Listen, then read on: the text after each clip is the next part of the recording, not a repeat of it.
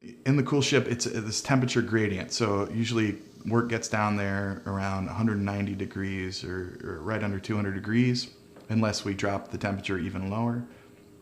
And it's a great place to add herbs like lemongrass, lemon verbena we've done, and many things. And even fruit we'll add down there. Partially, we'll add half if we get, 600 pounds of plums, for instance, and we'll add 300 pounds into the Coolship. So it's getting this kind of cooked, more saccharine, rounder, richer flavors from that plum as it sits in the hot wort overnight.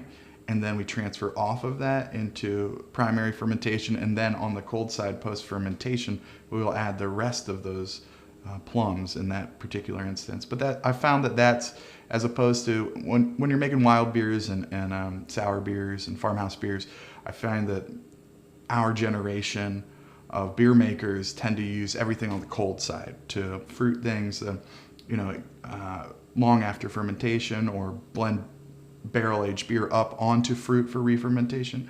But I think it's an important thing if you know that entire batch of beer is going to be plums or cherries or strawberries or blueberries especially, you need heat, I think, to activate what we think of as a blueberry. So I think the Coolship's a great kind of, without adding a bunch of fruit to your kettle, it's a really cool place to add fruit and to get a different kind of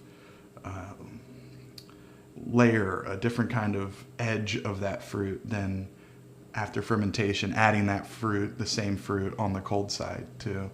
And if you're able to get, and timing that all up is kind of difficult sometimes, but if you're able to get like frozen fruit from a local farm, and you can add that in the Coolship, knowing at any time of the year, and then knowing that when the aging process is going to be done, or around the time in which that fruit is fresh in season, is kind of like an interesting thing, is to put in frozen fruit into the Coolship, and then actually putting in the fresh harvested fruit into the post-fermentation. To learn more about farming ground to glass, please click the link in the description.